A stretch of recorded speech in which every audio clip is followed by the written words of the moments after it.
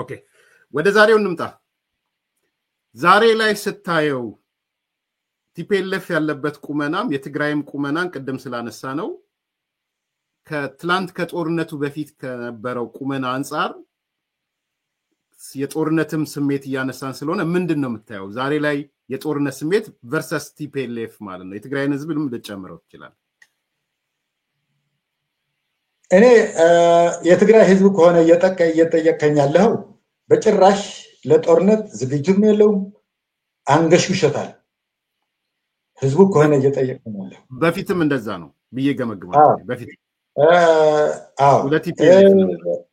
ራሱ በቲፒኤልኤፍ በኩል ምናልባትም ህልውናው በምንድነው የምትለው በፌደራል በዚህ በምርጫ ቦርድ ስለተሰረዘ ለወደፊቱም ምናልባት የምንጠየቅበት ሁኔታ ሊከሰት ይችላል ከሚል ስጋት እንጂ ያንን ያህል ጠንካራ የሆነ የጦርነት ፍላጎትና ዝግጅት አለው ብዬ አላስብም። ስለዚህ በቀላሉ ለምሳሌ ፌደራል መንግስትም ትንሽ ከታገሰው እና አንዳንድ ጉድ ፌዝ የምንለው ነገር አለ። አሁን ለምሳሌ ፌደራል መንግስት ጥሩ ነገር አድርገዋል። ይገርማል። እስካሁን ድረስ ጦርነት አለመክፈቱ የፌደራል መንግስት ትልቅ ክብር አለ። አየህ ይህን አሁን እያሳየው ወደ ሚዲያ ወጥተው እኛንን ጠላት ከሁሉም በላይ እኛንን ጠላት ለእኛም ጠላት አንተነህ እኛም ላንተ ጠላት ነን ሲሉ ወደ ጦርነት አለመጋበዙ በጣም ደስ ይላል። ፌደራል መንግስት አደንቃለሁ በዚህ ሁኔታ ላይ። ስለዚህ እነሱም ቢሆን አንደኛ የወጣቱን የጦርነት ስሜት ያውቃሉ፣ የውስጣቸው የፖለቲካ ድቀትን ይገነዘባሉ ብዬ አስባለሁ። ስለዚህ አሁን እነሱ ያልሞት ባይ ተጋዳይ ነው እንጂ የጦርነት እንትን የሚያደርጉት ያንን ያህል ዝግጅትም ፍላጎትም አላቸው ብዬ አላስብም። እርሚያስ ከተጨባጭ ሁኔታ አቅም የለም። ጽምዶ እንዴት ነው የምታየው ዶክተር? ከኤርትራ ጋር ከሻቢያ ጋር የተደረገው እኔ ምን መሰለህ ማንኛውም የሀገርን እንትን አግልሎ ከሌላ አገር ጋር ማንም የሚደረገው የሀገርን ሰው የሀገርን ፓርቲ አግልሎ ከሌላ ጋር የሚደረገው ማንኛውም አይነት ግንኙነት ታሪካዊ ስህተት ነው ብዬ አምናለሁ። ድሮም ቢሆን ህወሓት ከእገነጠላለሁ ኢትዮጵያን አፈርሳለሁ ከሚል ኃይል ተቀናጅቶ ደርግ እንትን ማድረጉ ስህተት ነበር። ከደርግ የነበረውን ግጭት መፍታት ከደርግ መደራደር ይሻል ነበር ብዬ አስባለሁ። ያንን አካሄድ ኢትዮጵያን ማዳን ይችል ነበር። ብልጽግናን ህወሓትን የገዛ ጓደኛውን አግሎ ከኤርትራ ጋር ያደረገው ግንኙነት በጣም በጣም ስህተት ነበር ብዬ አስባለሁ። አሁንም ከኤርትራ ጋር ወይም ደግሞ ከሌላ ኃይል ጋር ኢትዮጵያዊ መንግስትም ድርጅትም አግልሎ የሚደረግ ዝምድና አልደግፈውም፣ አልቀበልም። ለመሰለ እኔ ኢትዮጵያ አንድ አገር ነው ያለ። በውስጥ ማንኛውም አይነት ምንም አይነት ባህሪ ያለው መንግስት ካለ በውስጥ ሰላማዊ በሆነም ካልተቻለም በሌላ መንገድ ቻሌንጅ ማድረግ እንጂ ዋትኤቨር ምክንያት ከውጭ ኃይል ጋር የሚደረግ ማንኛውም አይነት ግንኙነት ተገቢ አይደለም ብዬ አስባለሁ። በምንም ይደረግ እርሚያስ በህወሓት የሚደረግ በብልጽግና የሚደረግ በሌላም ይደረግ ከውጭ ኃይል ጋር የሚደረግ ነገር ዋጋ ያስከፍላል። ችግራችን በውስጥ ብቻ ነው መፍታት ያለብን። ከተቻለ በሰላማዊ መንገድ ካልተቻለ በሌላ መንገድም ቢሆን የውጭ እርዳታ መጠበቅ የለብንም ነው የሚል ግንዛቤ ነው ያለው። እኔ ኢትዮጵያኒስት ነኝ። እኔ በጣም ኢትዮጵያኒስት ስለሆን አውቃለሁ። ስፔሲፊክ ሻቢያና የኤርትራ መንግስት ወይም የኢሳያስ አፈወርቂ እያልኩ ስለሆነ ውጭውን እንተውና አም ቶኪንግ አባውት ስለ ኢሳያስ አፈወርቂ መንግስት እሱ ላይ አንድ አይነት እኮ ነው። ያው ይሄንን ካልኩ አይበቃም እንዴ? አይበቃም። ስለማይበቃ ነው። በጣም ነው የሚበቃው። ይበቃል። ይሄንን ካል ምን መሰለ ኢትዮጵያውያን ችግራቸው በራሳቸው ብቻ ነው መፍታት የሚገባቸው ካልኩ ይበቃል። እሺ ልሰደው። ምክንያቱም ከሻቢያ የኤርትራ ስንወርድ ብዙ ነገሮች ስላሉ ነው እዛ ውስጥ።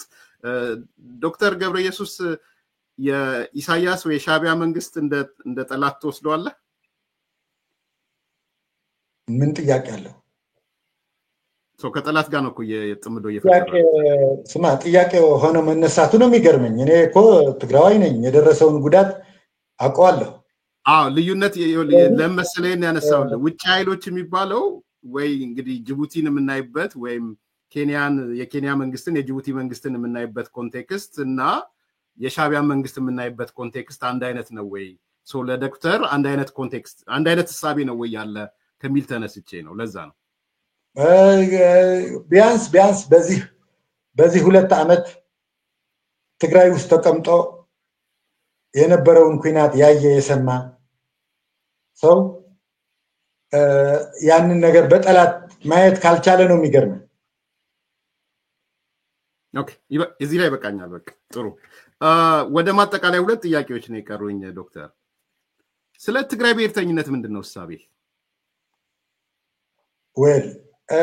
እኔ ትግራይ ብሔረተኝነት በሁለት ከፍዬ ነው የማየው። እስከ 1960ዎች የነበሩ የትግራይ ብሔረተኝነት ኢትዮጵያው ብሔረተኝነት ነው። አንድ ሳንቲም 2 ገጽታ ነው። ትግራዋይ ብሔረተኝነት ትግራይ የሚባል ህዝብ ነበር። ትግርኛ የሚናገር ህዝብ ነበር። ራሱን ግን እንደ ፖለቲካል ኤንቲቲ በትግራይነቱ አይደንቲፋይ አድርጎ አይደራጅም። ማህበር እቁብም የለውም፣ እድርም የለውም፣ የፖለቲካ ድርጅትም የለውም። ስለዚህ በዛን ሰዓት የነበረው ሜጀር አይደንቲቲ ዶሚናንት የትግራይ አይደንቲቲ ኢትዮጵያዊ ብሔረተኝነት ነው። ኢትዮጵያዊ ብሔረተኝነት፣ ዜግነታዊ ብሔረተኝነት፣ መንግስታዊ ብሔረተኝነት ብለን የተለያየ ስም ልንሰጠው እንችላለን። ይሄ ኢትዮጵያዊ ብሔረተኝነት የሚባለው ማለት ነው። መንግስታዊ ብሔረተኝነት፣ ዜግነታዊ ብሔረተኝነት በ4 በ5 ስም ልንጠቅሰው እንችላለን። ዝሮ ግን ኢትዮጵያዊ ብሔረተኝነት ነው። ከ1960ዎቹ በኋላ የመጣው ብሔረተኝነት ግን የተለየ ነው። ስለዚህ ይህ ብሔረተኝነት መሻሻል አለበት ብዬ ነው የምወስደው። አሁን በእርግጥ በቀጥታ የትግራይ ብሔረተኝነት ጠቅላላ በአንድ ቀን አንጥፎ ይተወው እንዳልልህ፣ አሁን ኢቭን ራሳቸውን በኢትዮጵያው ብሔረተኝነት ብቻ ነው ራሳችንን አይደንቲፋይ ማድረግ የምንፈልገው ብለው ሲንቀሳቀሱ የነበሩ የአማራ ወንድሞቻችንም ራሱ ኢትዮጵያው ብሔረተኝነት አስመትቶናል፣ ስለዚህ የአማራ ብሔረተኝነት ያስፈልገዋል ብለው ባቀፉበት፣ ሌሎችም ኢትዮጵያውያን የኤትኒክ ብሔረተኝነት በጎለበተበትና በዳበረበት ሁኔታ ላይ በአንድ ቀን ይማሽሻል ወይም ደግሞ መማሸሽ አለበት የሚል ሐሳብ የለኝም። ዝሮ ግን ኢትዮጵያው ብሔረተኝነትን ቅድሚያ የማይሰጥ ኤትኒካው ብሔረተኝነት ለትግራይም አይጠቅምም፣ ለኦሮሞም አይጠቅምም፣ ለአማራም አይጠቅምም። ኢትዮጵያው ብሔረተኝነት በፖሊሲ፣ በፕሮፓጋንዳ፣ በአይዲዮሎጂ፣ በህግ ደረጃ ቅድሚያ እንስጥና ያው ጠባቡ ብሔረተኝነት በራሱ ጊዜ የመንግስት ድጋፍ ሳያስፈልገው ይኖራል የሚል እምነት ነው ያለኝ። ጠበብ ያለ ብሔረተኝነት ምን መሰለ እርሚያስ፣ ጠባብ ብሔረተኝነት የመንግስት ድጋፍ አያስፈልገው። በትግራይ መጥበብ፣ በጎንደር መጥበብ፣ በወሎ መጥበብ፣ በኢልባቡር መጥበብ ትምህርት አያስፈልገው። በኦሮሞ መጥበብ፣ በአማራ መጥበብ፣ በትግራይ መጥበብ ትምህርት አያስፈልገው፣ ተፈጥሯዊ ነው። ስለዚህ መሆን ያለበት የትግራይ ብሔረተኝነትን አለዝቦ፣ የአማራ ብሔረተኝነትን አለዝቦ፣ የኦሮሞ ብሔረተኝነትን አለዝቦ አንድ የሚያደርገን ኢትዮጵያው ብሔረተኝነት ማጎልበት ይጠበቅብናል። ይህንን ስናደርግ ነው የጋራ አጀንዳ የሚኖረን። ስለዚህ በእርግጥ የሚገርምህ ነገር እርሚያስ፣ አሁን የትግራይ ብሔረተኝነት ኢትዮጵያው ብሔረተኝነቱን የዳበረ መጥቷል በሚገርም ሁኔታ። በዚህ 1 ዓመት ውስጥ ስኬሉን ስታየው፣ ለምሳሌ እኔ ኢትዮጵያው ብሔረተኛ ነኝ ያለኝ የሚዲያ ድጋፍ ስታየው በጣም ይገርምሃል። ይሄ የሚያሳየው የኢትዮጵያ ብሔረተኝነት በትግራይ ላይ እየዳበረ እየጎለመሰ እንደመጣ ነው። ስለዚህ ይሄ እጅግ በጣም ጥሩ ተስፋ ይሰጠኛል። ስለዚህ ምን ለማለት ነው? ኢትዮጵያው ብሔረተኝነት ማዳበር ማለት የትግርኛ ቋንቋ መጥላት ማለት አይደለም። ምክንያቱም ቋንቋዎች በልዩ ድጋፍ ማደግ አለባቸው። እንዲያውም ትግርኛ ቋንቋ በትግራይ ብቻ ሳይሆን በፈቃዳቸው በአማራም በኦሮሞም በሌሎችም እንዲማሩት አድቨርታይዝ እናደርጋለን፣ ይቀበሉናል ብለንም ተስፋ እናደርጋለን። ባህላችንም የጋራ ባህል ስለሆነ አማራም ትግራይም አንድ አይነት ሌሎችም ተመሳሳይም ወይም አንድ አይነት ባህል ስለሆነ እንትን የሚልበት ነገር የለም። ስለዚህ ምንድነው ይሄ ኢትዮጵያው ብሔረተኝነትም አዳክሞ አመንምኖ የትግራይ ብሔረተኝነትን ማጎልመስ አደጋል። ኢትዮጵያው ብሔረተኝነትን አኮስምኖ አማራ ብሔረተኝነት ማጎልመስ አደጋለው። ኦሮሞም አፋርም እንደዚህ ሌላውም እንደዚሁ የዓለም መሳሪያ አይደለም። እርሚያስ በዓለም ላይ ከዓለም ውጭ ነው ያለው።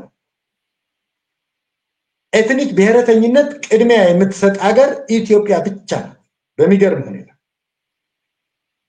ስለዚህ ይሄንን አጣብቅኝ ይሄንን ችግር ከትግራይም ከአማራም ከኦሮሞም ካላስወገድ ነው በስተቀር አደጋ ውስጥ እንወድቃለን የሚል ሐሳብ ነው ያለው። እንዴት ይወገድ ዶክተር? ቀላል እኮ ነው። ወደ ዓለም ሲስተም መመለስ ነው። ምን መሰለህ? የምትኖርበት አገር አሜሪካ ፈረስ ነው። የመንግስቱ ፕሪንሲፕል አሜሪካ ፈረስ ነው። ብላክ አለ፣ ላቲን አለ፣ ኤዥያ አለ፣ የተለያየ አይነት ዓለም ሙሉ አለ እዛ ላይ። ግን ደግሞ አሜሪካ ፈረስ ስላለ ላቲኖነቱን ይተዋል ማለት አይደለም። ስለዚህ እዚህ ጋር እኮ ያለው ኦሮሞ ፈረስ ነው የሚለው፣ አማራው አማራ ፈረስ ነው የሚለው፣ አፋሩ አፋር ፈረስ ነው የሚለው። እንዴት እንግባባ? ኢትዮጵያ እንዴት ትኑር? ለዚህ እኮ ነው በቦርደር የምንጣላ። ለዚህ እኮ ነው በአሁኑ ሰዓት 46 የቦርደር ግጭቶች አሉ ኢትዮጵያ ውስጥ 46 ጥያቄ በማመልከቻ ጥያቄ የቀረበባቸው የቦርደር ግጭቶች አሉ። ለምን? ህገ መንግስቱ ኢትዮጵያን የመኖር ዋስትና ከልክሏታል። መገንጠልን በግልጽ ያስቀመጠ ህገ መንግስት ኢትዮጵያ ውስጥ ብቻ ነው ያለው ከዓለም ውስጥ። ከጠፉ ዩኤስኤስአር እና ዩጎዝላቪያ ውጪ ሌሎችም ያረሙት አሉ። ቶሎ ብለው እነ ቻይና፣ እነ በርማ፣ እነ ኡዝቤክስታን ቶሎ አርመውታል ይህንን ቁምጥና። እኔ ቁምጥና ነው የምለው። ስለዚህ ይህንን ቁምጥና ተሸክመን መኖር አንችልም። በቦርደር እንጣላለን። 46 ጥያቄዎች አሉ፣ ሌሎችም ይመጣሉ። 46 የተጠየቁ ነው የምልህ፣ ለመንግስት የተጠየቁ ጥያቄዎች ነው። ስለዚህ በቦርደር የምንጋጨው ልክ እንደ ሉዓላዊ ሀገር በስልጣን የምንራኮተው በችሎታ ሳይሆን በውክልና በብሔር ውክልና ፍትጊያ የምናደርገው የዚህ ችግር ውጤት ነው። ስለዚህ እርሚያስ ምን መሰለህ፣ ትግራይን ስታይ ሁልጊዜ የራስ ቅል በሽታ ካለ ራሱ ብቻ አይደለም የምትፈልገው፣ ልቡ መፈተሽ አለብህ፣ እግሩ መፈተሽ አለብህ፣ ሌላ ቦታ ላይ መፈተሽ አለብህ። የትግራይ ችግር ለብቻው ተለይቶ አይታይም። ኢትዮጵያ ውስጥ ያለውን ችግር በጋራ ነው የሚታየው። በጋራ የብሔር ፖለቲካ የሚል የቆማጦች አስተሳሰብ በዓለም ላይ የሌለ ነውረኛ ኢትዮጵያን የመሰለች እጅግ በጣም የተዋሃደ ህዝብ ያላት ለዚህ ችግር ያጋለጠ ሂደት መታረም አለበት። ያ ሳይውል ሳያድር እኔ ብልጽግና ይህንን ያደርጋል ብዬ ጠብቄ ነበር። እስካሁን አላየሁ። ይህንን ሲፈርስ ክልሎችም በብሔር ሳይሆን በሌላ መልክ ሪስትራክቸር ሊደረጉ ይገባል። ኢህአዴግ የፌዴራልን ስርዓት አዶፕት ሲያደርግ ሁለት ግዴታ ነበረበት። አንደኛው ግዴታ ልዩ ኢንተረስት የሚባል ቋንቋም ባህልም ነገር ማዳበር መንከባከብ ይላል። ይሄ ሳክሰስፉል ተወጥቷል። እውነተኛ ፌዴራሊዝም የአገሪቱን ህልውና መጠበቅ አለበት፣ የማትበታተን ማድረግ አለበት። በዚህ ላይ ኢህአዴግ ፌል አድርጓል። ይሄ ፌዴራል አሬንጅመንት በአንዳንድ በኩል በጣም ዝሆን የሆኑ ትልልቅ የሆኑ እንደ ኦሮሚያና አማራ የመሰሉ ክልሎችን በሌላ በኩል ደግሞ እንደ ሐረሪ የመሰሉ አናሳ ክልሎችን ፈጥሮ በክልሎች መካከል የኃይል ሚዛን እንዳይኖር አድርገዋል። የፌዴራሊዝም ጠበብቶች የሚሉት አንድ ወይም ሁለት ክልሎች ሆነው ከፌዴራል መንግስት በላይ ኃይል ካላቸው አገሪቱ ትፈርሳለች ይላል። አማራና ኦሮሞ ከተስማሙ ሌላውን በሙሉ ደፍጥጠው መሄድ ይችላል። ይሄ ፌዴራሊዝም አይደለም። ኢትዮጵያን ዋስትና ታጣለች። አየህ። ስለዚህ አሁን ወደ አገሪቱን ወደ 70 ወይም 80 ክልሎችን በታትኖ እውነተኛ የሆነ ስልጣን ወደ ታች አውርዶ ለኢትዮጵያም ዋስትና ለኢትዮጵያና ህዝቦቿ ዋስትና መስጠት ይሄ ጦዘው የብሔረተኝነት ስሜት በጋራ ሆነን ተወያይተን እንደማይጠቅመን በተግባር ስላየነው ከዓለም ተሞክሮ ውጭም ስለሆነ ብንሄድ መድኃኒት እናገኛለን ነው። አየህ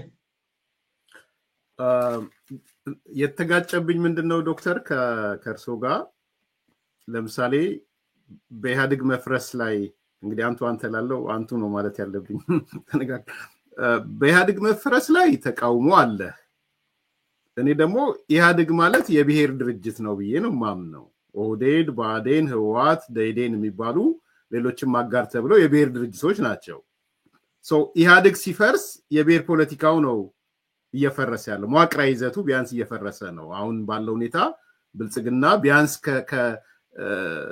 ድርጅታዊ ህልውና ካላቸው የብሔር ድርጅቶች ወጥቶ ወደ አንድ ወጥ የሆነ ፓርቲ የሄደበት ነገር እናያለን። አንድ ስለዚህ እሱም ነው አንዱ ጦርነቱን ያስነሳው ብዬ ስለማምን ማለት ነው። አትላርጅ ስኬል ካሰብነው የወደፊቱም ጦርነት ያ ፓርት ሊኖረው ይችላል ብዬም ስለማስብ ማለት ነው። ኢንክሉዲንግ ጫካ የገቡት ነፍጠኞቹ እንዴ ነፍጥ ያነገቡት ከብሔር ፖለቲካው ለምን ይቀራል ከሚል የመጡ ይመስለኛል። ኢንክሉዲንግ ፋኖም በለው አሁን የተገለጠው የኦሮሞ ነጻነት ሰራዊትን ብንል ከዚህ ጋር የተያያዘ ነው እና እዚህ ጋር ኢህአዴግ መፍረስ የለበትም ብለውኝ ተብሎ እዚህ ጋር ደግሞ የብሔር ፖለቲካው ነው አደጋው አንቀጽ 39 መጥፋት አለበት የሚለው አይጋጭም? ግምገማውና እንትኑ ምን መሰለ ኢህአዴግ መፍረስ ያልኩትን ይሄ ምን መሰለ ከግጭት አወጋገድ አንጻር ነው። ኢህአዴግ በምርጫ ማስወገድ ይቻል ነበር የሚል እምነት አለ። ምን መሰለ ኦሬዲ ተኒሩን እስኪጨርስ ድረስ ቢያንስ የሆነች 5 ዓመት ነበረች አይደል? አሁን እኔ ምናልባት የዶክተር አብይ አድቫይዘር በሆን ኖሮ ማረጋው ነገር በዛን ሰዓት ድርጅቱን ሳላፈርስ ኦሬዲ ኢህአዴግ ዶክተር አብይ የኢትዮጵያ ብሔረተኛ ቢሆኑ ኑሮ በተግባር ማድረግ የነበረባቸው ምንድነው ኢህአዴግ እንዳለ ሆኖ ግን ደግሞ የብሔር መልክ እንዳይኖረው ይሄ አጋር እግር ምናምን እጅ ጥፍር የሚባለው ነገር ይገባና እንደዛ እንትን ይላል። ስሙም ሳይቀየር ሰዎችም እንትን ሳይሉ በዛ መልክ ግጭት ቀስቃሽ የሆኑ ነገሮች ሳይከሰቱ እንደዛ ማድረግ ይቻል ነበር ነው። ከኮንፍሊክት አንጻር ነው ያየሁት እንጂ አሁን ራሱ የብሔረተኝነት ስሜት ቀርቷል የምትለኝ ከሆነ ስህተት ማለት ምንድነው? አሁን ብልጽግና በአንድ ፓርቲ ስለተመሰረተ የብሔር ፖለቲካ አያራምድም የሚል አመለካከት ካለ ምናልባት ተግባሩን እያየኸው አይደለም ነው የሚለኝ። ስቲል ኢህአዴግ የነበረውን የብሔር እንትን አለ ብልጽግና በሚል ተደራጁ እንጂ ዝሮ የማን የአማራ ብልጽግና የምናምን ብልጽግና ተብሎ ነው እንደ ሙጫ የተጣበቁት። ስለዚህ ሪፎርም የሚያስፈልግ ከሆነ አዲስ አበባ የማናት ምንድነው የምትለው ይሄ አዳማ የማናት ወደሚለው አካሄድ የቀረ ነገር አለ እንዴ? አሁን ስቲል የለም እንዴ? ያ ነገር ጀንዊን እንዲሆን ከተፈለገ እኮ ለመንግስትም ራሱ ለብልጽግና ዋስትና ሊሆን የነበረው እንደዚህ አመለካከቶች ኢቭን የብሔር ፌዴራሊዝምም ጭምር እኮ ነው ሪአሬንጅ ማድረግ ያለብህ። ህገ መንግስቱ ማንሳት አለብህ፣ በሌላ መልክ መቀየር አለብህ። ምክንያቱም በአለም ላይ የሌለ ነገር ነው። ለምን ዩኒክ ትሆናለች ኢትዮጵያ? ምርጫን በአግባቡ አካሂዳ የማታውቅ የዲሞክራሲ ካልቸር የሌላት ኢትዮጵያ በአለም ላይ ተሰጥቶ የማያውቅ ማስቀመጡ ምንድነው ይሄ ነገር? የመጀመሪያ እሱን ነበር ማስወገድ። ከዛ በኋላ የብሔር አደረጃጀቶች በህግ እንኳን ባትከለክላቸው ቀስ በቀስ ግን ጉዳታቸው እያስተማርክ ሌላ አይነት አደረጃጀት ሌላ አይነት የክልል አወቃቀር እንጂ አሁንም ስልጣን ስትሸነሽን ስንት ጀነራልነት ስትሰጥ ለስንት ለኦሮሞ ስንት ለአማራ ስንት ለምናምን ይያል አይሆንም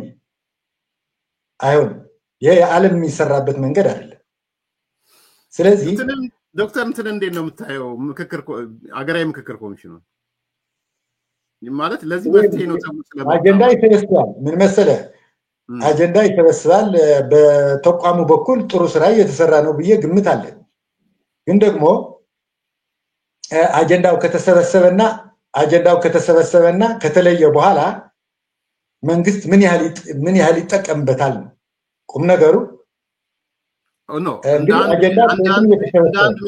እንዳንድ ሜካኒዝም አይደለም ወይ ዶክተር አንተ የግጭት አፈታትም እንደዚህም ስለሆንክ ምሁር ስለሆንክ ጥሩ ነው አንድ በህብረተሰብ ውስጥ ያሉትን ችግሮች መፍቻ አሁን አንተ ያነሳቸውን ነገሮች መወያያ ከዛ በኋላ የማህበረሰባዊ ግንዛቤ ተፈጥሮ ያልከው የህገ መንግስት ለውጥም የህብረተሰቡ ያሉ ጥያቄዎች የሚቀየሩበትም ብሔራዊ አገራዊ ምክክር ኮሚሽኑ ሴት እንትን እያደረገ ነው ያየና ጥያቄዎቹም የቀረቡት አሁን ከሞላ ጎደል የምናነሳቸው ጥያቄዎች ናቸው እኔ የነበርኩበት ዲያስፖራ 10 ቲም ነበር 10ም ቲም አንቀጽ 39 ይውጣ አይነት ጥያቄ እንዳለው አውቃለሁ ምሳሌ ነው የምሰጥህና ያ መንገድ አይደለም ወይ ትክክለኛው መንገድ ምን መሰለ ያ መንገድ ጥሩ መንገድ ነው አክኖሌጅ አደርጋለሁ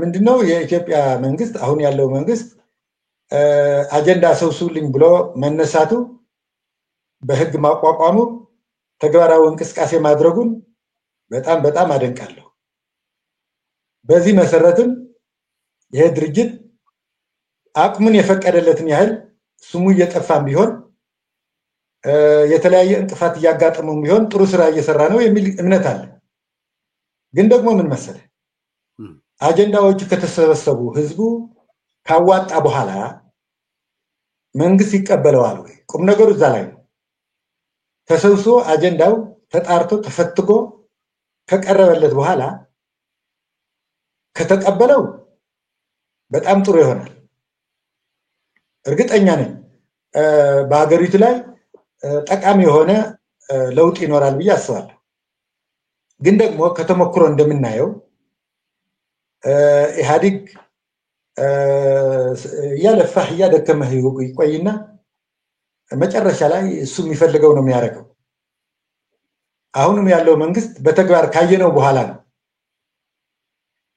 ምናመሰግነው ወይም ደግሞ ማናመሰግነው ማቋቋሙን እናመሰግነዋለን ግን ደግሞ ኮሚሽኑ ለወደፊት ሳጀስት የሚያደርጋቸው ሐሳቦች መሰረት አድርጎ እርምጃ የሚወስድ ከሆነ ለታሪኩም ለሀገሪቱም ይጠቅማል ለፓርቲውም ለመሪዎችም ጥሩ ነገር ያመጣላቸዋል ያ ነገር አድርገው ወደ ዴስክ ወደ ምንድነው የምትለው ወደ እንትን የሚጥሉት ከሆነ ግን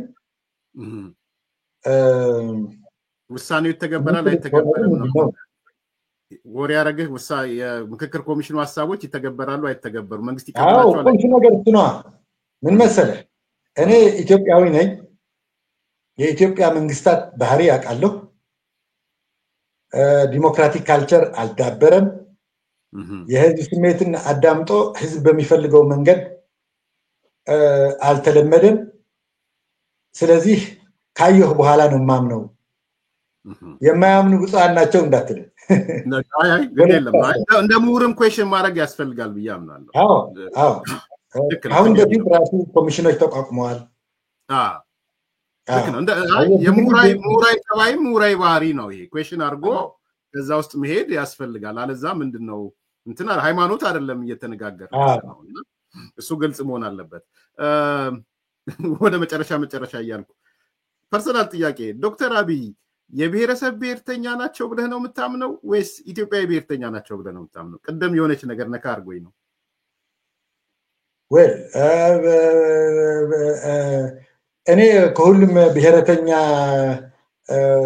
ከባድ ነው ፕራግማቲክ ናቸው ብዬ ነው የማስበው ምን ማለት ነው ፕራግማቲክ ናቸው ማለት ለራሳቸው የሚጠቅማቸው ልክ እንደማንኛውም አፍሪካው መሪ ለራሳቸው ፐርሰናሊ ይጠቅመኛል ብለው የሚያስቡት እርምጃ ነው የሚወስዱት ብዬ ነው የማስበው። ሲያሰኛቸው ብሔረሰብ ብሔርተኛ ይሆናሉ፣ ሲያሰኛቸው ኢትዮጵያዊ ብሔርተኛ ይሆናሉ ማለት ነው። እንደዛ ይመስለኛል። ጥሩ። የመጨረሻ አሁን ወደ መጨረሻው መጣው። የትግራይ ጣፋንታን ዝም ብዬ ስሰበስብ አንድ 4-5 ሴናሪዮ አየውኝ ዶክተር። የትኛው ነው የሚለውን ሐሳብ ትሰጥበታለህ። ማጠቃለያ ያረኩትም ለዛ ነው። አንዳንዶች ትግራይ ተገንጥላ ራሷን የቻለች አገር መሆን አለባት የሚል ነገር ያነሳሉ። ለዚህም እንዲረዳ ዲፋክቶ ስቴት ነው መሆን ያለባት የሚል ያነሳሉ። በመደበኛው ነገር ህዝቡ እሺ ላይል ይችላል ወዘተ ወዘተ ሊቁ ነው እንጂ ስለሚሉ በዲፋክቶ ስቴት መሄድ አለባት የሚል አንድ ሐሳብ አለ። ስለዚህ ትግራይ ትገንጠል፣ ለመገንጠል ግን አስቀድማ ዲፋክቶ ስቴት መሆን አለባት። አሁን ያለው ፕሮሰስም ህዋቶች ጋር ያለው ነገር የዲፋክቶ ስቴት ፕሮሰስ ነው እያረጉ ያሉ የሚሉዋል። ሁለተኛው ቡድን ትግራይ ከኢትዮጵያ ጋር በኮንፌዴሬሽን ነው መዋሃድ ያለባት። አሁን ባለው ሁኔታ በፓርላማም በምናም በሚባለው ነገር ብዙ የሚያስኬድ አይደለም። ስለዚህ ኮንፌዴሬሽን ቢሆን ይሻላል የሚሉዋል። ሶስተኛው ወገን አይ ወደ ነበረችበት ወደ ፌዴሬሽኑ መቀላቀል ነው የሚሻላት የሚባል ነገር አለ። አራተኛና የመጨረሻ ከሰበሰብኩት እንደውም የትግራይ ትግርኝ ነው የሚሻለው፣ ታላቂቷ ትግራይ የሚባል ከዚህ ከኤርትራ ጋር ያለውን ጀምሮ የወደብም ምናምን ታገኝበት የድሮ ሲቀነቀን የነበረውን ታላቂቷ ትግራይ የሚል ነው ምሰማው። ዶክተር ገብረየሱስ ተክሉ ምንድነው የሚያስበው? በማህበረሰብ ውስጥም በኤሊት ውስጥ ገዢ አስተሳሰብ ሆኖ ያየኸው የተመለከትከው ነገር ምንድነው? ወይ እንግዲህ ምን መሰለህ እርሚያስ፣ መጀመሪያ ወደ ኋላ ያለውን እንትን ባደር ለምሳሌ ከኤርትራ ጋራ ከትግራይ ከኤርትራ ጋር ተገንጥላ አብራ ሌላ የትግራይ ትግርኝ መንግስት የሚል የቅዠት ፖለቲካ፣ ይሄ የቅዠት ፖለቲካ ኢሬደንቲዝም ነው የሚባለው። ኢሬደንቲዝም ሚስፕሌስድ ሆኛለሁና አሁን ትግራይ ከኢትዮጵያ ውስጥ ሳይሆን መሆን የነበረብኝ ኤርትራ ውስጥ እንደማለት ነው። ኢሬደንቲዝም በየአገሩ አለ። ጅቡቲ ላይ ያሉ ሶማሌዎች ከሶማሊያ ጋር መሆን ነበረብኝ ሊሉ ይችላሉ። አውሮፓ ውስጥ ሳይቀር ከሞተ በላይ ኢሬደንታል። ፈረንሳይ ሳይሆን መሆን የነበረብኝ ፖርቱጋል ላይ፣ ጀርመን ላይ ሳይሆን የነበረብኝ ኦስትሪያ ላይ። የተለመደ ነው ኢሬደንቲዝም በየቦታው። አንድም የሳክሰስ ታሪክ የለውም። አንድም በዓለም ላይ ለመሰለ ኢሬደንታ የግሩፕ ፍላጎት ብቻ የሚገዛው አይደለም። የትግራይ የተወሰነ የትግራይ ኤሊት እንደዚህ አይነት ፍላጎት ያለው እንዳለ አውቃለሁ፣ ሲግኒፊካንት የሆነ ቁጥር፣ ግን ደግሞ በጣም ህልመኛ ነው። ለመሰለ ኢሬደንታ አንድን ቦታ ከአንድ አገር አንስቶ ወደ ሌላ መውሰድ የሚወስነው አንድ ቡድን ብቻ አይደለም። አንደኛ የሁለት አገር ውሳኔ ነው። ኢትዮጵያ መፍቀድ አለባት፣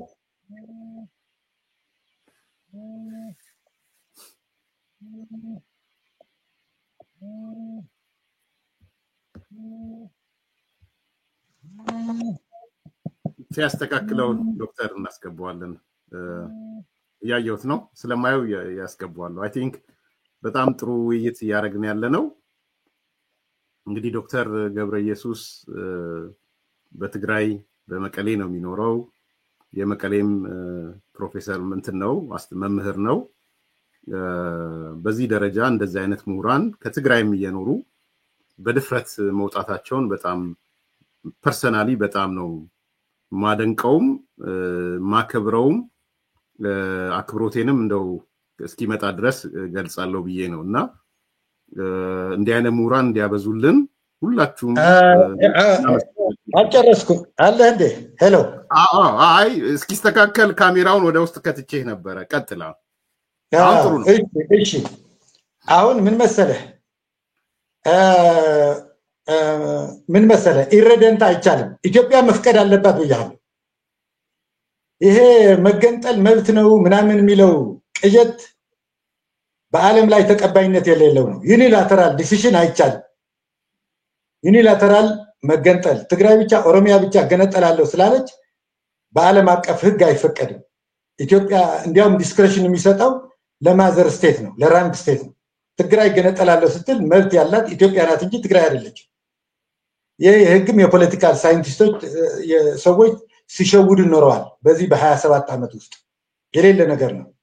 ስለዚህ ኢትዮጵያ አትፈቅድም፣ ዲስክሬሽኑ የኢትዮጵያ ነው። ኤርትራም አትፈቅድም። ከኤርትራ በኩል ፍላጎትም የለም። ለምሳሌ ህዝባዊ ግንባር ትግራይ ተገንጥላ የኤርትራ አካል እንድትሆን ፍላጎት የለውም። ተቃዋሚዎችም አውቃቸዋለሁ። እንደዚህ አይነት ፍላጎት የለው ማንኛውም የለም። ምክንያቱም ኤርትራ ውስጥ የሚያዛባው ባላንስ አለ። ኤርትራ የኦርቶዶክስና የእስላም ባላንስ ጠብቀው ነው የሚኖሩት። ትግራይ ወደዛ ከሄደች ያንን ባላንስ ያዛባል፣ ቲፕ ያደርጋል። ስለዚህ ኤርትራ ቢያንስ ቆለኛው ወይም ደግሞ ምንድነው የምትለው እስላሙ የሚፈቅደው ነገር አለ በጭራሽ ማለት ሚዛኑን ያዛባበታል። የኤርትራ ድርጅቶች በሙሉ ፍላጎት የላቸው። በኢትዮጵያም አይፈቀድም፣ ኤርትራም አትፈቅድም። የዓለም አቀፍ ማህበረሰብም በአንክሮ የሚከታተለው እንዳይፈጸም በዓለም ላይ ተመሳሳይ እጅግ በጣም ብዙ ጥያቄዎች ስላሉ የዓለም አቀፍ ህብረተሰብ በአንክሮ የሚከታተለውና እንዳይሆን የሚያደርገው ነው። ስለዚህ ይሄ የሚሳካ አይደለም።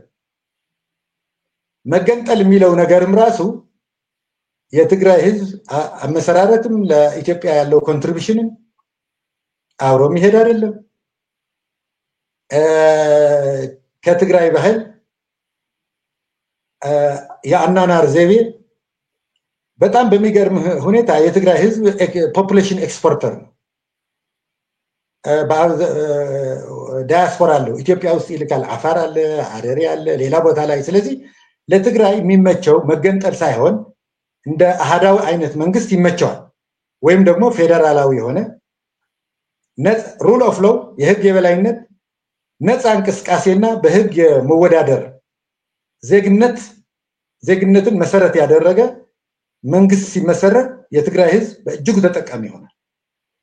ስለዚህ ይሄ ነገር የትግራይ ህዝብ እየገባው ስለሆነ እኔና ጓደኞቼም ሌሎችንም እያስተማርን ስለሆነ ሐሳቡ እየጎለመሰ ስለሄደ መገንጠልም ጠቃሚ አይደለም፣ ሰላም አያመጣም። ምክንያቱም ከአማራም ከሌሎችም የቦርደርም የምናምን ግጭት ያመጣል። ትግራይን ይከፋፍላታል። ምክንያቱም ግማሹ ከኢትዮጵያ ጋር ነኝ ይላል፣ ግማሹ ነፃ መንግስት የራሴን መንግስት ከትግራይ መገነጠላለሁ ይላል። ሌላ ነገር ያመጣል። መገንጠል የሚባል ነገር ዲሞክራሲ አይወልድም፣ እድገት አያመጣም፣ ሰላም አያመጣም፣ ህገወጥ ነው። ከሁሉም በላይ ደግሞ ከትግራይ የስራ ባህል ተንቀሳቅሶ የመኖር ፍላጎት ከሌላው ማህበረሰብ ጋር የመቀላቀል ፍላጎት የማይሄድ ስለሆነ ትግራይ መኖር ያለባት ሌላው ኢትዮጵያው እንደሚሆነው አሃዳዊ መንግስት ያስፈልገናል ብለን ከመረጥን አሃዳዊ መንግስቱ አካል ፌደራል መንግስት በእኔ እምነት የፌደራል ስርዓት አሁን ባለው አይነት ሳይሆን እውነተኛ ፌደራሊዝም የቋንቋ ብሔር ማንነት እንዲጠፋ ጥረት ማድረግ እንጂ ሌላ ነገር አለ። ለምን መሰለ? ይሄ ቋንቋ ማንነት የማንነት ፖለቲካም ካነሳን ራሱ መምህርነት እኮ ማንነት ነው። ጋዜጠኝነት እኮ ማንነት ነው አይደለም እንዴ? የሙያ ማንነት ይባላል። ሃይማኖት እኮ ማንነት ነው። ጎንደሬነት፣ አጋሜነት፣ ሀረሪነት ማንነት ነው። ስለዚህ በአንድ ማንነት ብቻ ያተኮረ በቋንቋ ማንነት ብቻ ያተኮረ ሂደት ከኢትዮጵያ ተወግዶ ብዙ አይነት ማንነቶችን ከግምት ውስጥ ያስገባል። መደብም ሊሆን ይችላል፣ ሪጅንም ሊሆን ይችላል፣ የስራ ባህሪ ሊሆን ይችላል፣ ሌሎች የማንነት አካላትን ከግምት ያስገባ አደረጃጀት እንዲኖር ጥረት ማድረግ እንጂ ከኢትዮጵያ የፖለቲካል ምህዋር የተለየ ነገር ለትግራይ አይጠቅምም የሚል እምነት አለኝ።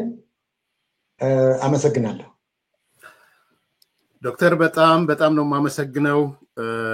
በአንተ ፊት ባልናገረው ደስ ይለኝ ነበር፣ ግን መናገር ስላለብኝ እንዳንተ አይነት ምሁር እንዲያበዛልን እንደዚህ ደፋር በእሳት ውስጥ ሆኖ እኔ አይካን ሩቆኜ ትግራይ ያለው ወላፈን ይታየኛል ከልብ መናገር ስላለብኝ ነውና አንዳንድ ሰዎች ፖለቲከኞቹ ጥለው ሲወጡ ከመቀሌ ከትግራይ የሆነ ፊልም ማድረገው ወይ ማገኛቸው መረጃዎች አሉና ነዛ በሆኑበት በድፍረት ይሄ ነገር አደባባይ መውጣት አለበት ብለህ ለውይይትም ለንግግርም ሐሳቦችንም በድፍረት በማንሳት ጠፋ መሰለኝ እጅግ በጣም ነው የማመሰግነው አድማጭ ተመልካቾች እንግዲህ ውይይታችን ይሄን ይመስል ነበር በአጋጣሚ በመጨረሻው ሰዓት ነው አይ ቲንክ ቻርጅም ማልቆስበት ሊሆን ይችላል የሆነ ግን አንዱ መረዳት ያለብን ነገር እንደዚህ አይነት ምሁራን ሲመጡ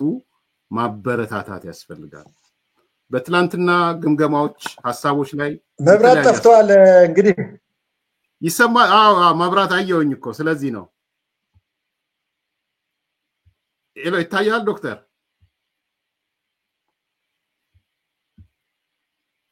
ሄል ይሰማል እንትኑ ስለሌለ ነው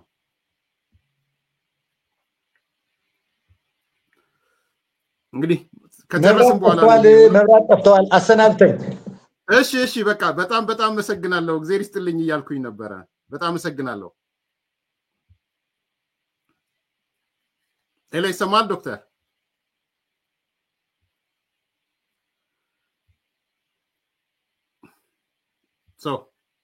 አድማጭ ተመልካቾች እንግዲህ የዛሬው ፕሮግራማችን በመጨረሻ ሰዓት መብራትም ጠፋ ከሆቴል ነው የቀረበው ዶክተር ገበየሽ ተክሉን እናመስግነው እናበረታታው እንዲህ አይነት ሙራኖች ወደፊት እንዲመጡ እናድርግ